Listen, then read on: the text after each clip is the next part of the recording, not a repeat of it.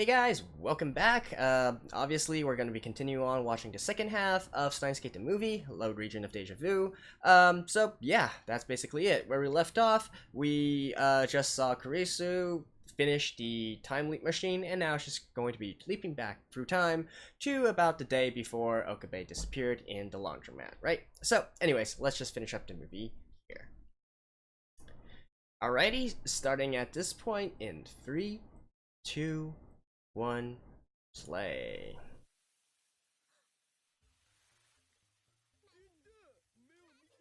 Okay. But Okabe's not here, right?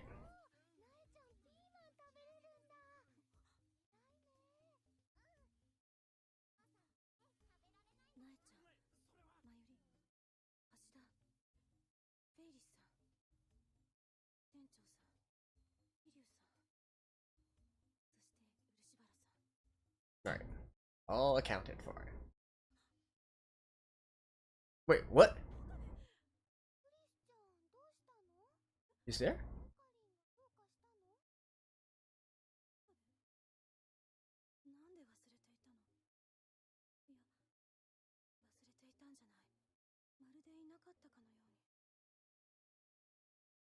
Wait, what?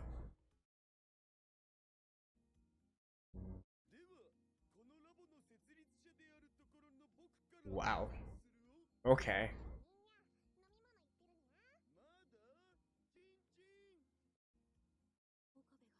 Wait, so she's remembering right now.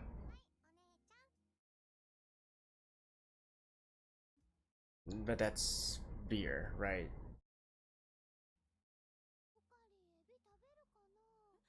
Wait, what? Is he fading in and out of existence?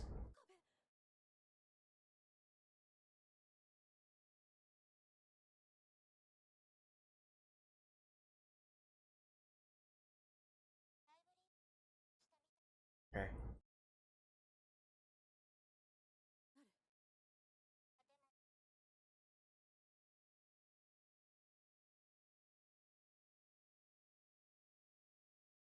Yeah.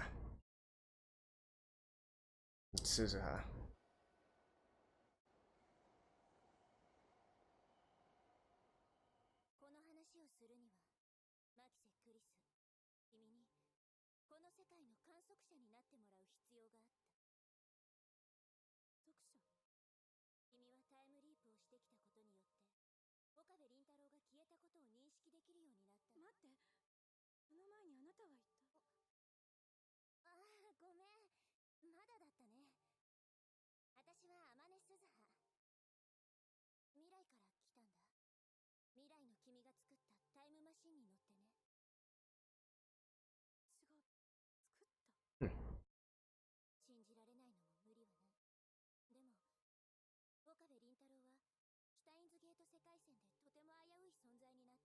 Really?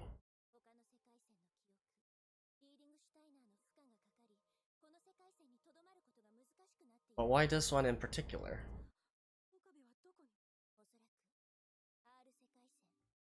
What?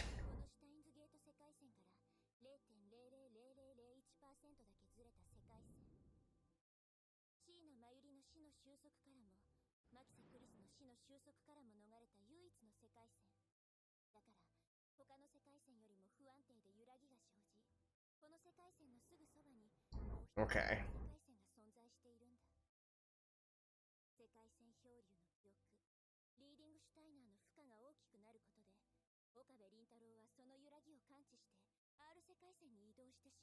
Okay, I can see why people are saying the mechanics are a little bit different here. And it's also...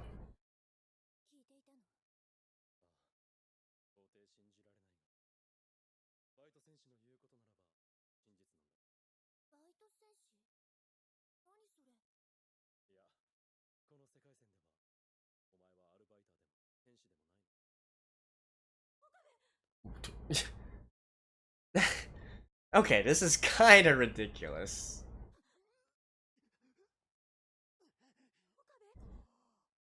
And different... Okay, okay. Again, I guess this is what you guys are saying in regards to this. Yeah, they definitely changed around the mechanics a lot.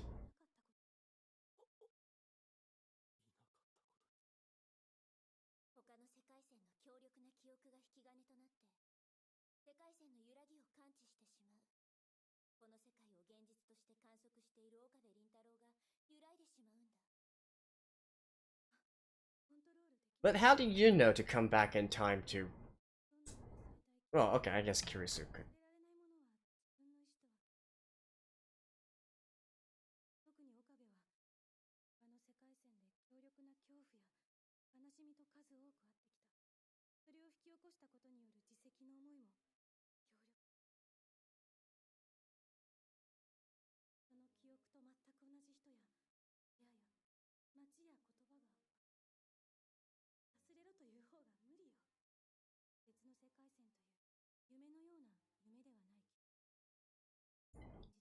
So does this mean that the more he experiences deja vu, the more...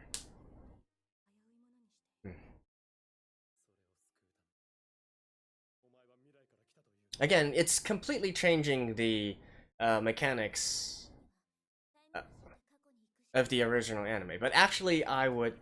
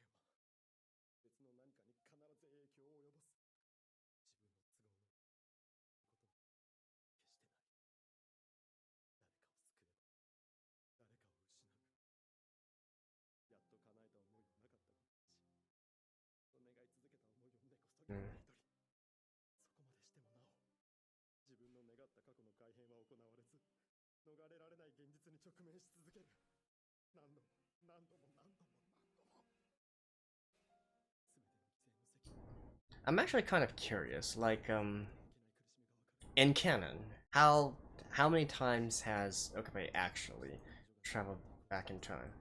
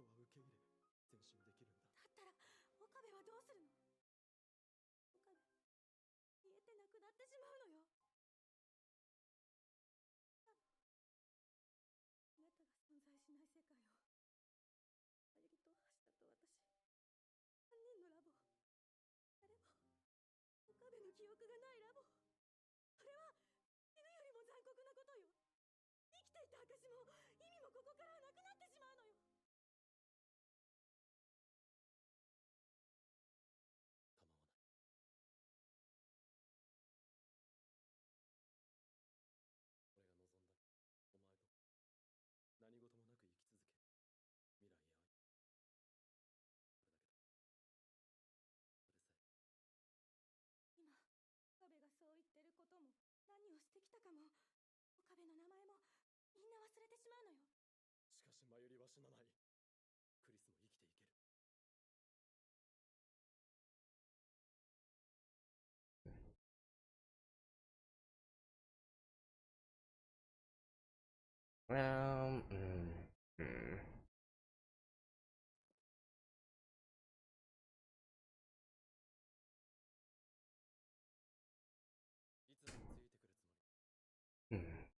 クリスも生きていける。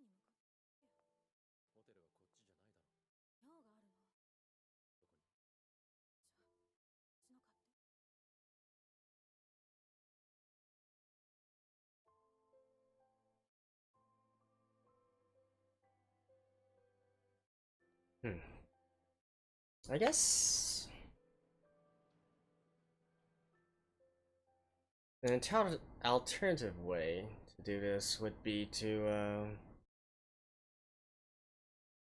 ensure that people's memories of him don't disappear. 俺が消えた瞬間、周りの人間が俺のことを存在しなかったものと認識するだろう。タイムリープして俺の記憶が残るかもしれない。リーディングシュタイナーはどんな人わずかながらに時間を隔ててきた。特に顕著にあるかもしれん。だからなんだって言うの？忘れろ。俺のことは忘れろ。 Sorry, okay, babe. You're asking people to go against their human nature, and that never goes well.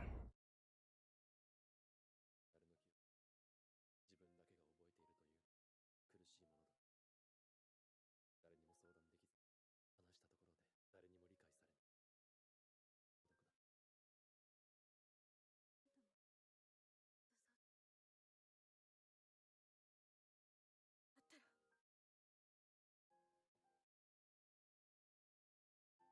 ものだ。誰にも相談できず、話したところで誰にも理解されない。孤独だ。あなたも私さあったら。だったらダメじゃない。あんたがいてくれなきゃダメじゃない。別の世界線の私がそうしたんだったら、あんたもそうしてよ。そばにいて私の話を聞いてよ。一人でずっと苦しんできて。Yeah, I mean, そんなの簡単すぎるわよ。心配しなくて。ダルは俺の右腕だ。 like, in the end, you didn't really go completely alone. You relied on Kurisu. お前よりもしっかりして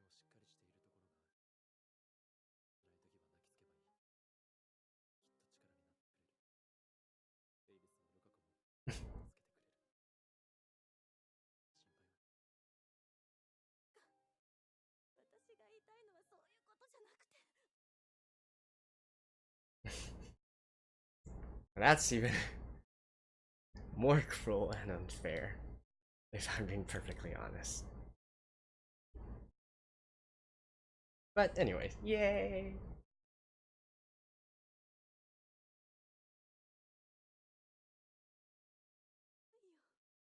I agree.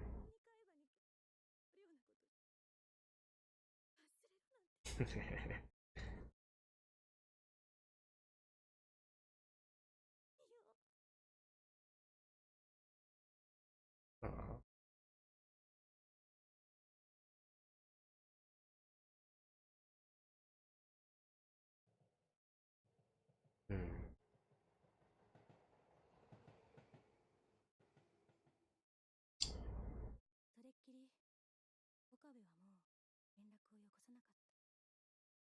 電話もメールも私も連絡はしなかった。 It was somewhere near morning, right? どんな言葉も Because she was doing her laundry. 岡部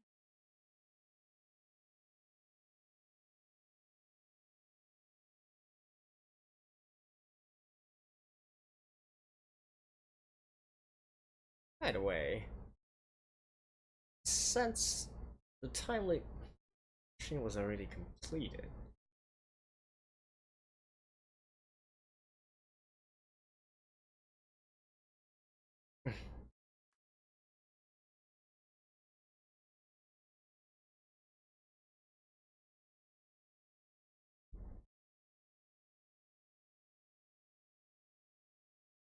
But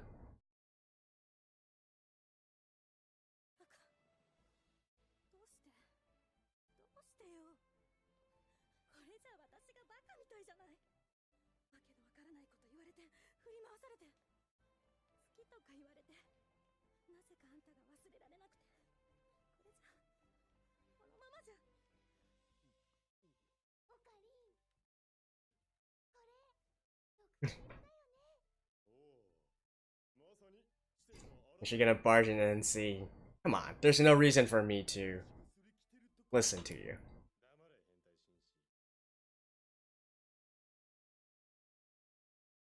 岡部、岡部。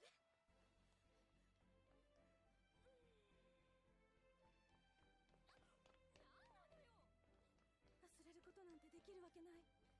But あなたをずっと前から知っている。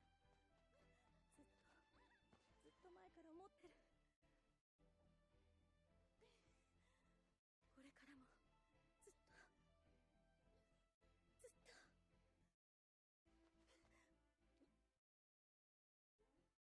おかわり？いや、大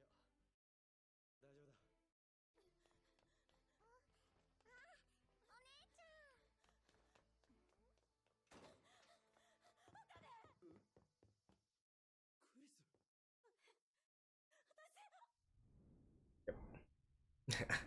that was to be expected. ク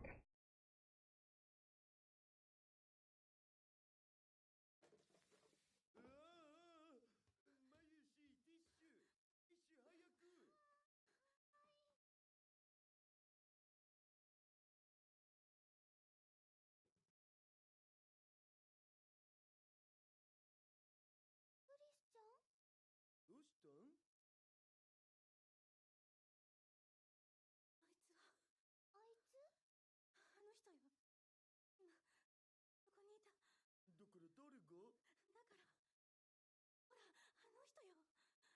もいる。このラボの設立者の。What? ラボの。それは僕だお。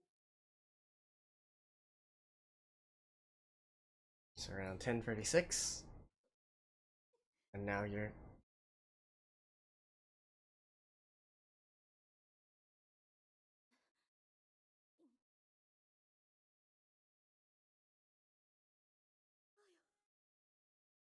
岡部。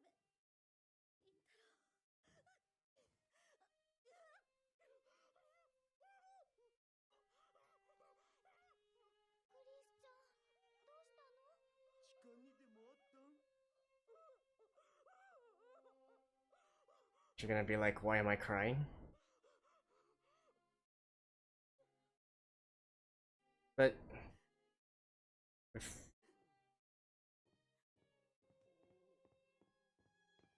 あちだ！携帯電話貸して！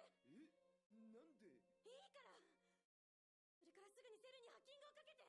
早く！違ってる。こんなの私は認めない。あんたが何と言おうと。だよ。じゃあ。ユーシーにはわからないけど。辛いだけだと思うよ。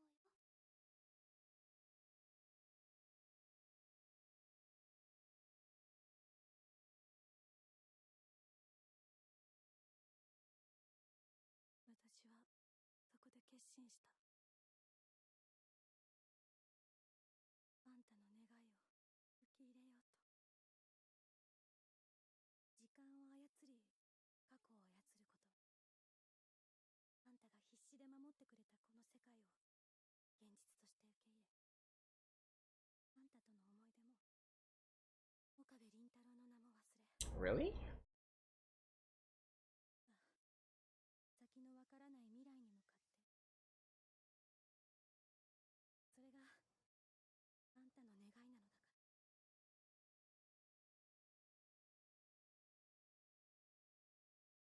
ああ、誰くん？今日も来ないの？だってラボ暑いんだもん。今日ライネットの大会だし。how exactly are they going to resolve this situation?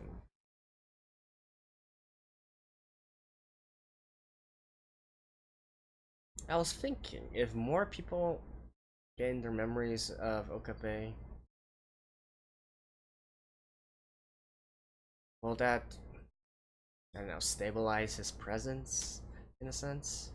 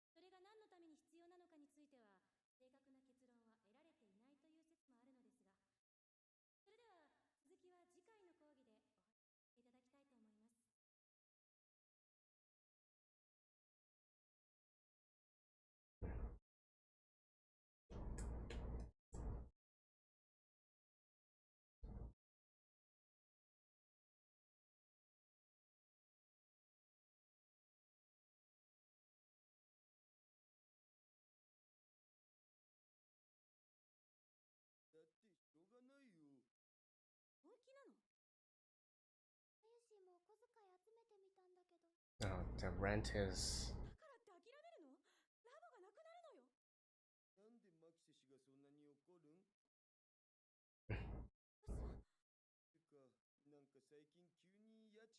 Okay. So without the glue to hold them together, they're just gonna fall apart.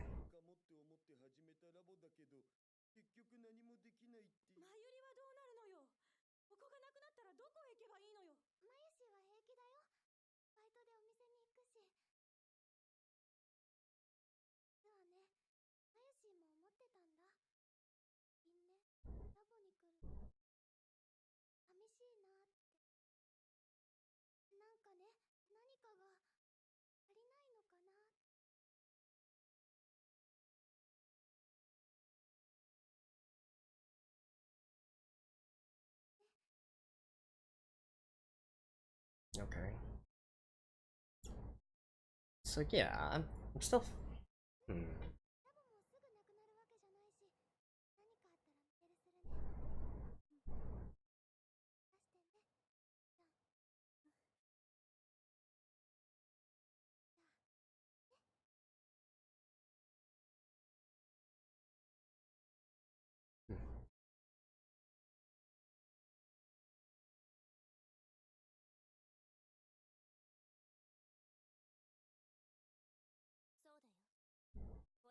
Okay. I was wondering where you disappeared to.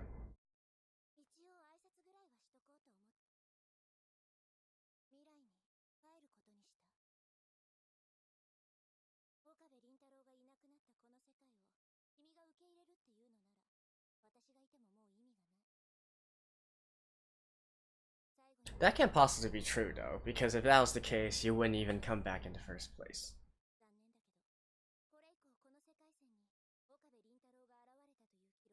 Although again, if it's a self-closing loop.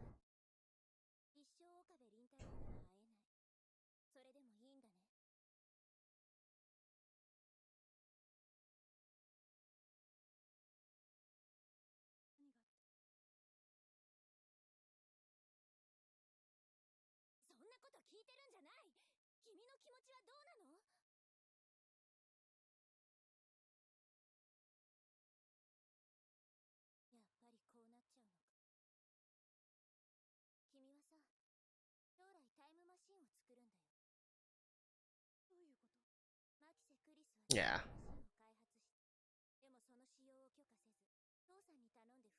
Then why did you build it in the first place? That makes.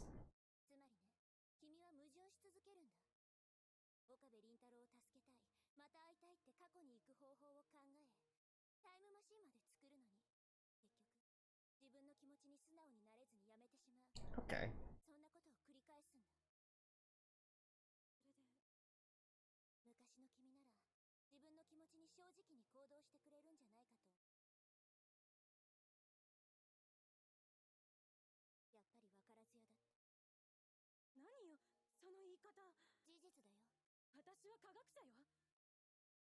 と信念に基づいて行動する。感情に流されることがあってはならないのよ。そうやっていつも冷静なふりをする。なんかイライラするんだよね、君といると。それは私も同じ。もう岡部倫太郎いないのよ。でも世界は動いてる。初めから何もなかったように動いてる。でも君はタイムマシンを作る。大切なのは何？科学者としてのプライド？ The thing I don't quite get right now is why Suzuha would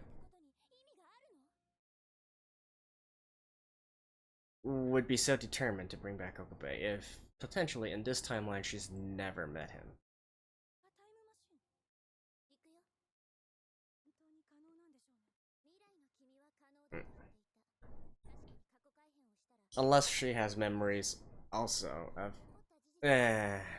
岡部倫太郎の記憶だけを変えるんだ。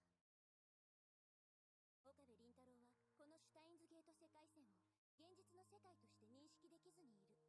この世界線だけが他とは明らかに違うということを岡部倫太郎本人に認識させればいい。そのために岡部の記憶。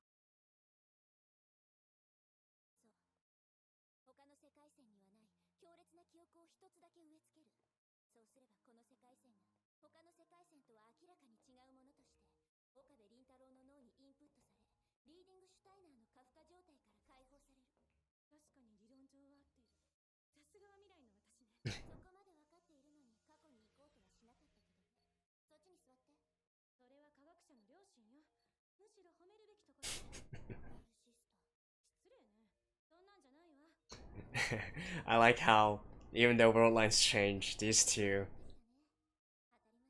still bicker. さあ行くよ。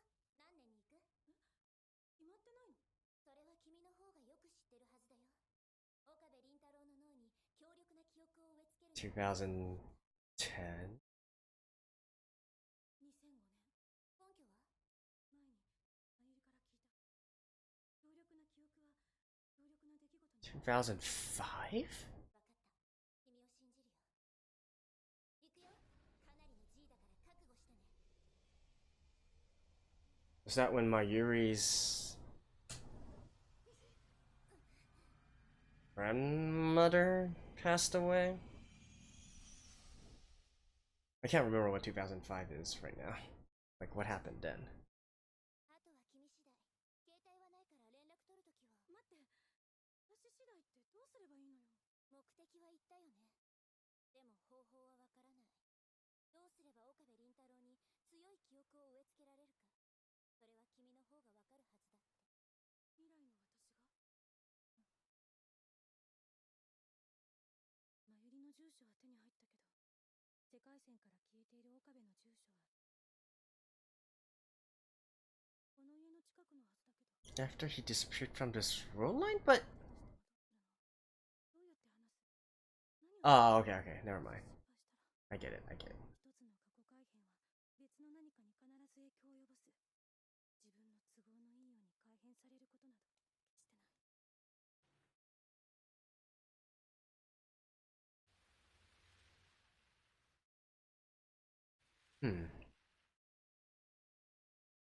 2005. 6 years ago.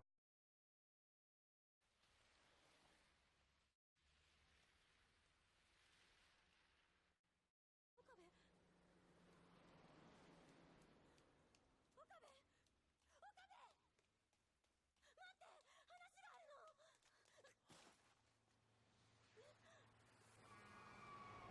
の。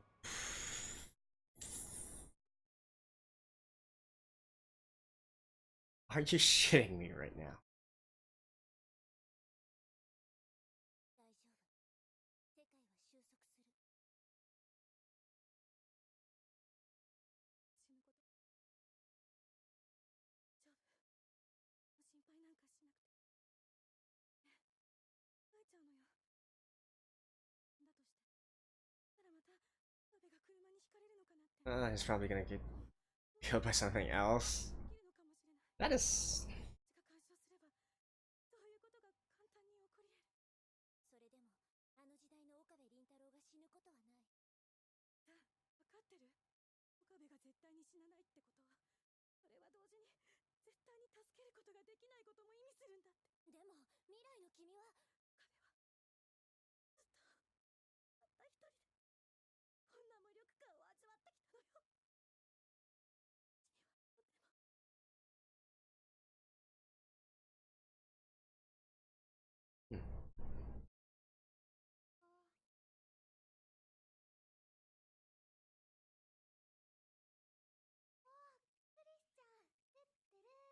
てってる。家具なのかな、オーディオなのかな。それ出るの？ダル君がね、粗大ゴミのシールだけ貼っておいてって。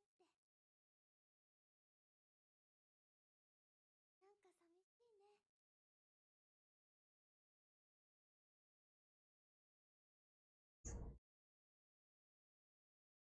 ねえ、クリスちゃん。オカリン。うん。なんかね、ラボにいるとね、時々その言葉が浮かんでくるの。片付けしてる時も、ポスを作ってる時も、ご飯食べてる時も。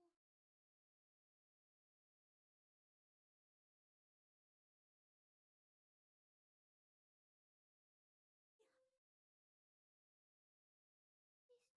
ゃん。She's gonna. It's her turn. Talk with every single one of them. 書いてるのね。はい。一日100回やってるんです。両党さみだれの真の力を発揮するために。面白い名前ね。漆原さんがつけた。はい。ええ。だって、誰かが。やめて。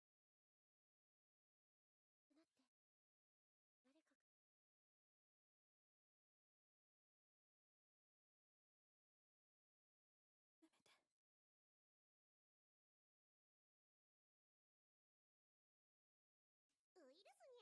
おお、フェイリスさんにボコボコにされるとはなんという俺得。法的だね。あ、クリスちゃんも来てくれた。どうしたのみんな。メイクインでライネットバトルしてたらね、エリスちゃんが急にラボの代表と勝負がしたくなったって。にゃ。それでバイトの面接の帰りにフェイリスさんに呼び出された。うん、ラボの家賃だけでもなんとかできないかと。やっぱりラボはあった方がいいでしょ。でも何かが違うんだにゃ。ラボの代表者は前はもっと強かった？弱かったにゃ。それも恐ろしいほどに。でもなんかこう、もっと賑やかだった気がするにゃ。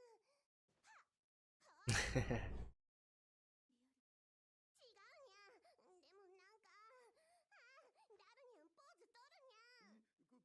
でもなんか、ダルニャンポーズ取るにゃ。こう違うにゃ。もう一人。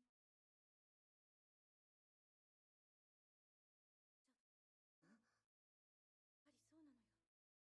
デジャブは人の脳が見せる妄想なんかじゃない。デジャブこそがリーディングシュタイナーの力。他の世界線の無数の世界線に自分はいる。それが集まって、その記憶の全てが集まって、今の自分がいるの。唯一無二の自分がいるの。あんたの強烈なうざさは誰の中からも消えない。忘れたと思っていても、記憶はどこかに残ってる。ずっと。諦めようとした。何度も忘れようとした。タイムマシンを使っても無理だって思ったのに。それなのに、みんなに忘れるなって言われてるような気がして。クーニャ、どうしたにゃ。 Yeah, but 封印強魔だ。我が目的は構造の変革。この未来ガジェット研究所はその目的達成のためにこの世界を混沌へと巻き込む発明をしなくてはならない。oh. したの暑さでおかしくなったん。でも見たことあるにゃ。やめて。黙れスーパーハカー。俺は狂気のメインサイエンティスト。でしょ。あれ、僕何言ってるん。思い出さないで。マユリオ、選ばれし者の知的飲料を。こんばんは。ルカ子よ。つぶりを怠るな。はい、そうだ。両党さみだ。 But what are you trying to do right now? 鍛錬によって引き出されるのだ。はい。ダメ。私には助けられない。はい、クリスちゃん。これだよ。クリスちゃんは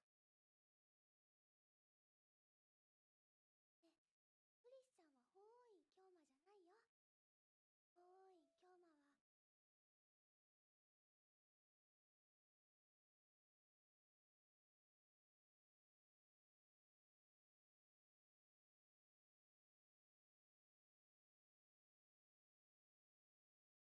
オカリン知ってる気がするよ。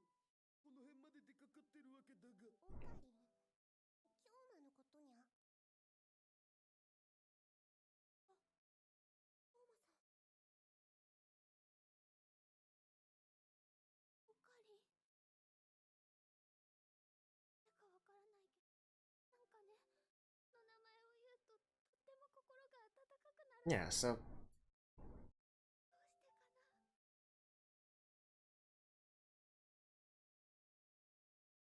yeah, but how are you gonna resolve this situation now?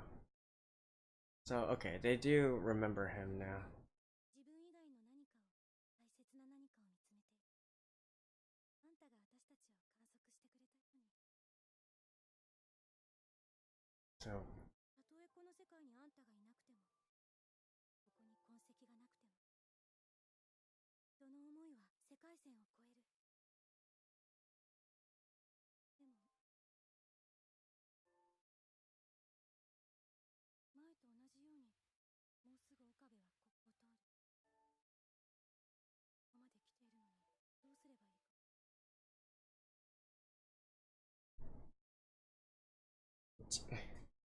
どうすれば助けられる。思いは世界線を越えたとしても、事象は収束してしまうのよ。だったら私に何ができる？何をしたって無駄なんじゃない？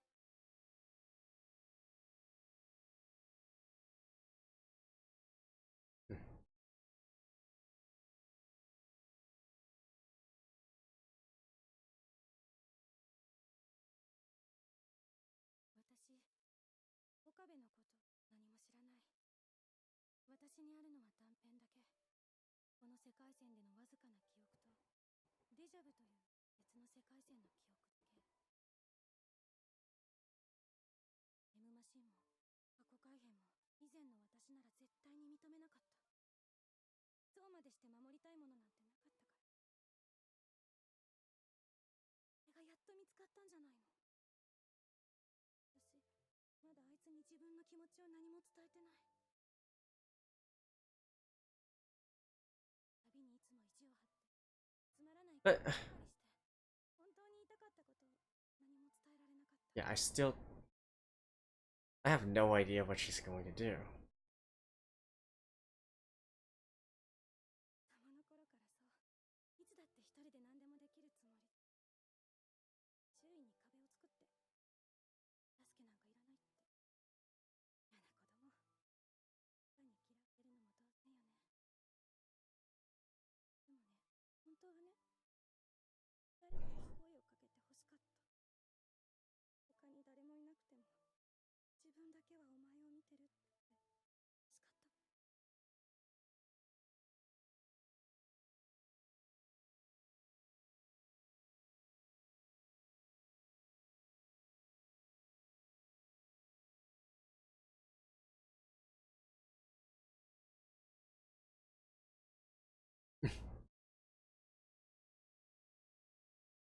Talk about fate.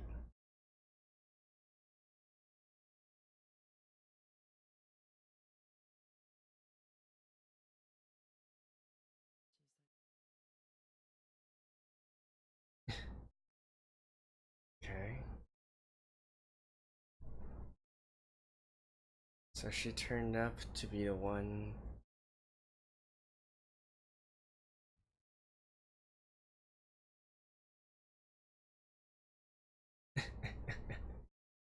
Young Okabe. おーい。じゃなの。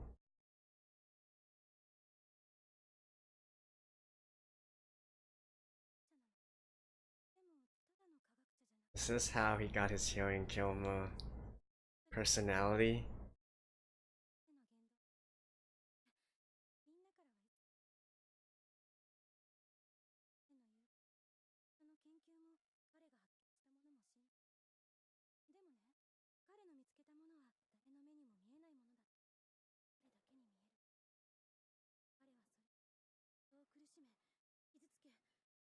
世界を壊してしまうものだと気づいたの。だから、みんなを守ろうとした。なんとか世界を救う、戦い続けた。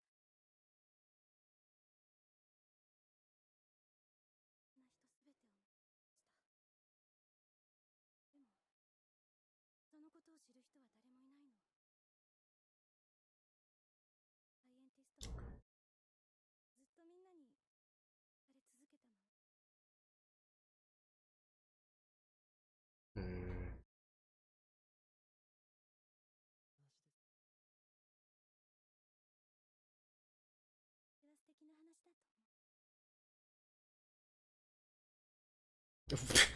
What?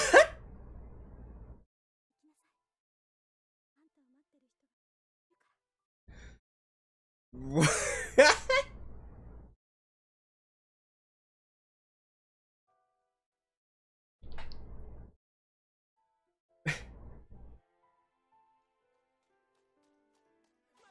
That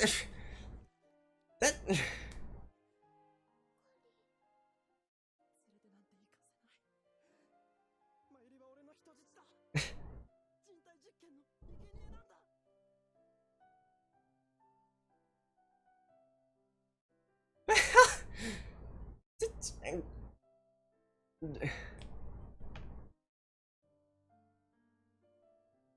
Okay. Alright. I mean, I knew that was going to be the outcome. I definitely didn't expect her to be just, you know, kissing him as a way of leaving an impression.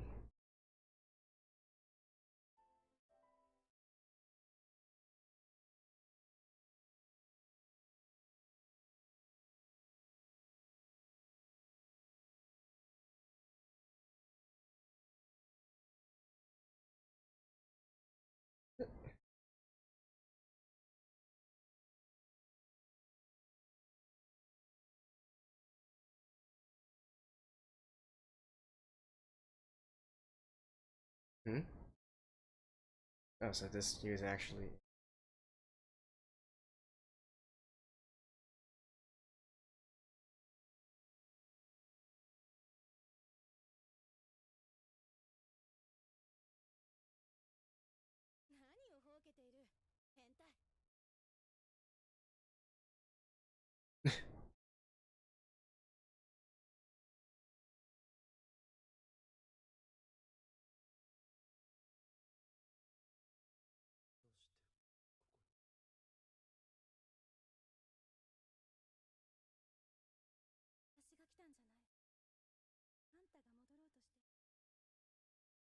世界からシュタインズゲート世界線へ。思い出して、あんたが世界線をさまよっていた時、いつでも私が一緒だったこと。橋田もフェイリスさんも漆原さんも桐生さんも天音さんもあんたのことを忘れてない。あんたが一人で世界を支えてるなんて思い上がりもいいとこ。忘れないで。どの世界線にいようとあんたは一人じゃない。どこにいようと私が見つける。あんたを観測し続ける。あんたが私を測し続けてくれたように。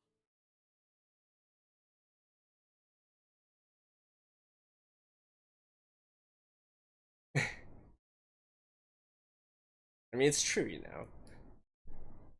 It's entirely cheesy, but it's absolutely true. それがシュタインズゲートの選択だというのならな。さてクリスティーナ、返してもらおう。俺のファーストキスを。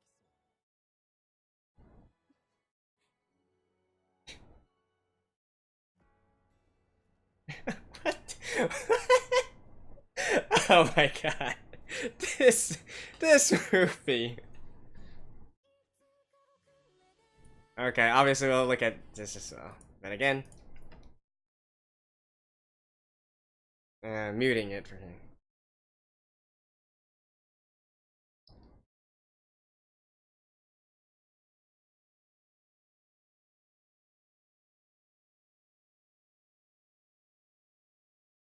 Okay, if this is just gonna be the song, I'm just gonna listen to the song myself. If there's anything more, I'll bring you guys back. If not, I'll see you guys later. Okay, so there we go. We finished Steinsgate, the movie. And, okay, so first things out, let me just preface this by saying that I absolutely enjoyed this, alright? Again, I know it's non-canon, blah blah blah, but you guys are right. I did actually enjoy this a lot, actually. I might even prefer it to some of the episodes of the original Steinsgate series. But, of course, we'll talk about the parts I did like a little bit later, but this being my series, right, my channel, of course I'm gonna have to sort of like pick out some things that don't really make sense to me, and so on and so forth, right? So the obvious place to start would be within the time travel stuff, right? Again, you guys have told me that they changed some of the mechanics a little bit, but honestly, to me, it's not necessarily the mechanics that's bugging me, but rather some other stuff. And what I mean by this is because to me, actually, the biggest flaw or the biggest hole, if you will, within this within the events depicted within this movie is actually the same criticism I have of the original Steinsgate as well. So for those of you guys who need a refresher, you can go back to episode 24 of my original Steinsgate review part, where I talk a little bit more about what I mean by this, and also in the comments as well. So basically it boils down to this, right? Within the constraints of the rules of this anime, we do know that there's only one active world line or timeline, whatever you want to call it, at any given time.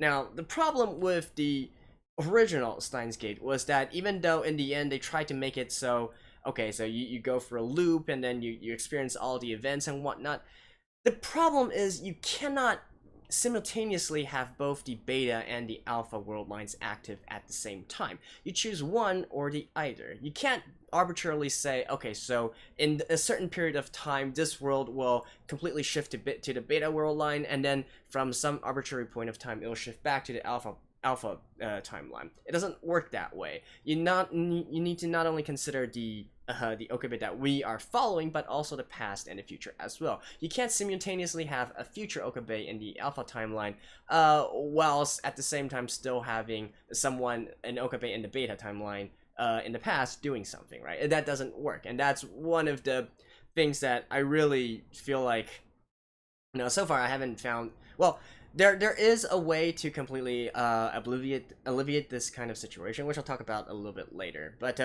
so that was the criticism or the main flaw, if you will, the hole that I found within the original Steinsgate theory. And that's the same here as well. So if they are saying that Okabe has put himself into another timeline. So first of all, this obviously kind of already breaks the rules as we know it, because you can't just have one person moving to another timeline and nobody else moving with him, right? So, but even disregarding that, the main problem I have here is that if really Okabe decided to, in 2011 August, he moved to a different timeline and everybody's memories of him changed, then you cannot find Okabe anytime during that timeline again, right? It doesn't matter that you go to the past or whatnot. You're not going to be able to meet Okabe again. He himself has ceased to exist within this timeline. If everybody's memories have changed, yada yada yada, you don't get to do some of this and then some of that at the same time. So for all intents and purposes, because Okabe is now on the what do they call it, the R timeline or whatnot, so that is entirely, so even if you go into the past, you're not going to be able to meet Okabe within this Steinsgate timeline. All right, so that is the main issue that I have with this. So theoretically, the latter half of this shouldn't even have been possible at all. You can't really do that.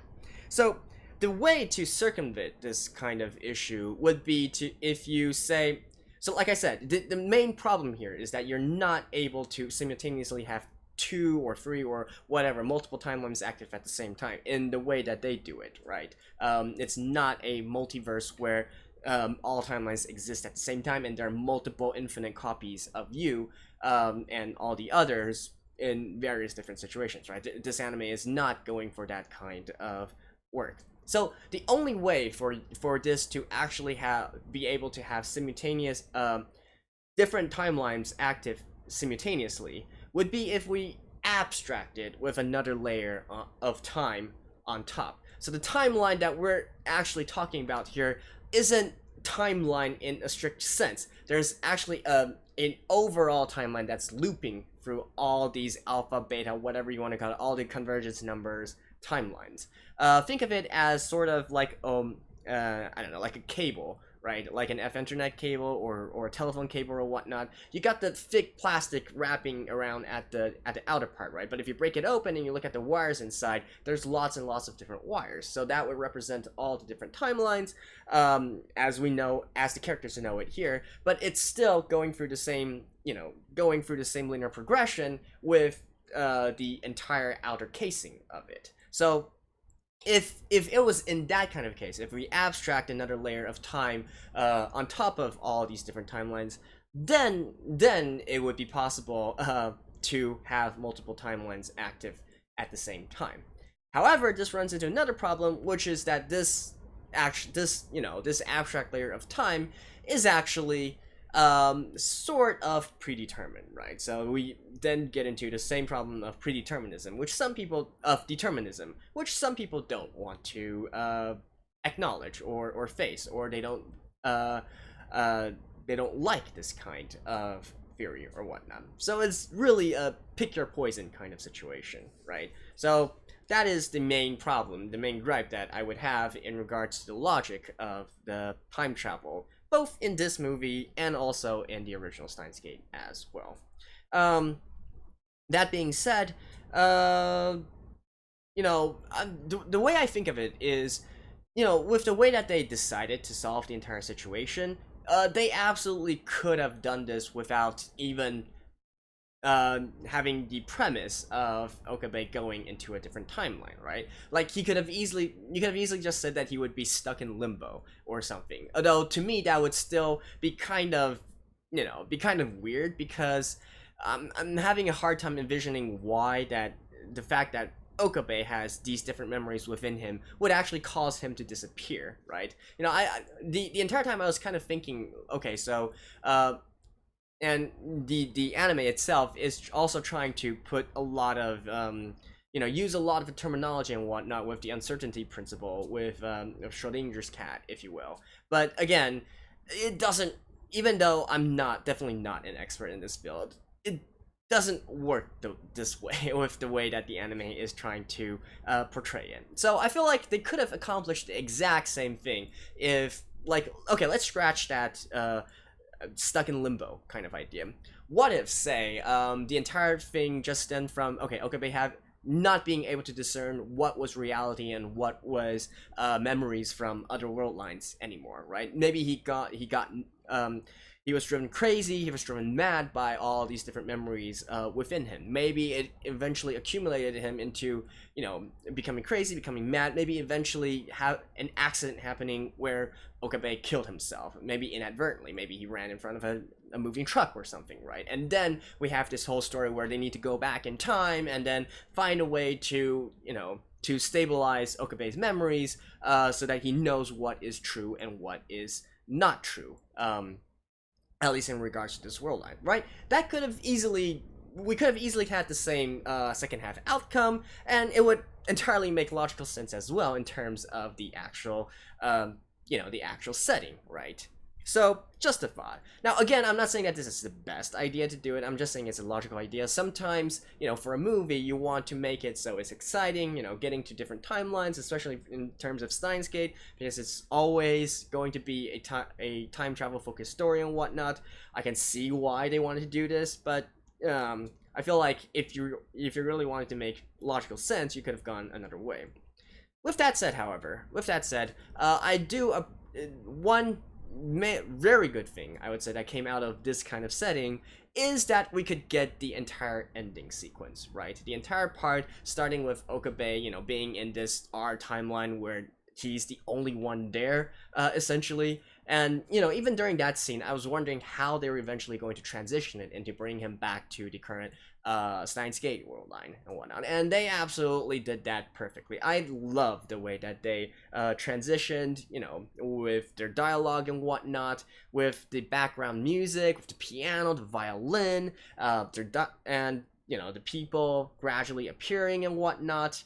And then finally, at the very end, bring in the ending song, which is absolutely fantastic. Like, that entire sequence was brilliant, right? So if we, disregard everything in regards to what I say is making logical or illogical sense, that had to be my favorite transition within this movie. And perhaps, I would say, out of all the Steinsgate media that I've seen so far, that probably ranks right up there in one of my top favorite transitions as well.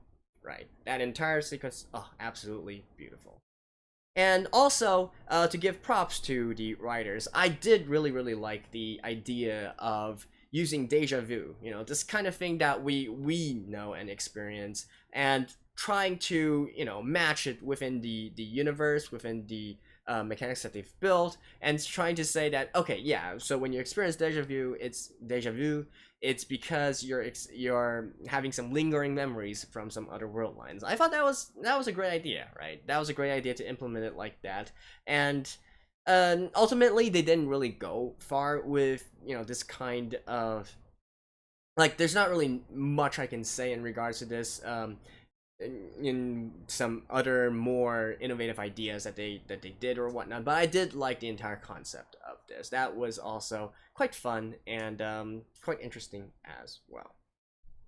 So, anyways, that was in regards to the science and whatnot of this. And again, I do know that for this movie in particular, we should probably just sit back and enjoy it, right? And the same can be said for the Steinsgate main series as well. So, like I said, these are things that I feel like I still want to touch on, but absolutely I did enjoy this anime. Personally, I do really like the pairing of Okabe and Kurisu, so this was absolutely a godsend to me, right? Seeing all their interactions and whatnot, and kissing like 2 or 3 times, being dere with each other, being sun with each other, and really, it was just absolutely wonderful to me, watching their interactions. And of course, we got all the gang together as well. They each have some of their, they retain their characteristics, retain their personalities and whatnot. Of course, it's quite brief, quite minor, their screen time and whatnot, but still, it's nice to let them have some time in the spotlight, right? So that was great as well. Again, animation wise, visuals and whatnot, there's really nothing for me to complain about. It's still well executed. Like I said at the beginning, I was a little bit surprised that they didn't try to touch it up a little bit, or just maybe slightly alter the style, just because this is a movie and it's supposed to go on a big movie theater format and whatnot. But hey, if what works, right? I'm sure lots of people like the aesthetic of the original Steinsgate work, so no big reason to change, right? So yeah, that's basically what I feel about this movie as a whole. I definitely went into this with some maybe prejudice, because I know that some people don't really like this movie all that much, especially in regards to the changes that they made and liberties and whatnot. But still, I would say I actually enjoyed this movie quite a bit. Oh, and also, again, even though I just said that, another minor thing to nitpick would be, so even if I just went through the entire thing saying why they couldn't go back and change Okabe's memories, right? But I'm just saying that even if they could, like, let's say for instance the entire the entire whole that has with simultaneous world lines being active at the same time, even if we disregard that, like, are you saying that Kurisu kissing child Okabe would not alter the future in some kind of way. Like, come on, he would probably react entirely different to you the first time he meets you in the future, right? So I also find it hard to believe that just altering that would not alter anything in the past and would not cause the world line to change, right? So, not again, just another nitpick there, but that's a moot point anyways because that can't happen in the first place. But I'm just saying. But okay, anymore, and I'm gonna be starting to ramble. So, in any case, like I said, I did enjoy this movie very much. So, thanks to you guys, those of you who did enjoy this and recommended me to watch this as well. So, next up, we got 23 Beta, and then we got Steinsgate 0, right? So, again, don't worry, stay tuned. I will be doing those in the future as well. I'll try to get maybe 2 episodes per week, something of that sort of schedule. It might not be entirely regular because, you know, stuff and life and things, but I will try. So, stay tuned for that, and I will see you guys next time. So, hopefully you enjoyed this. See you guys. Bye-bye.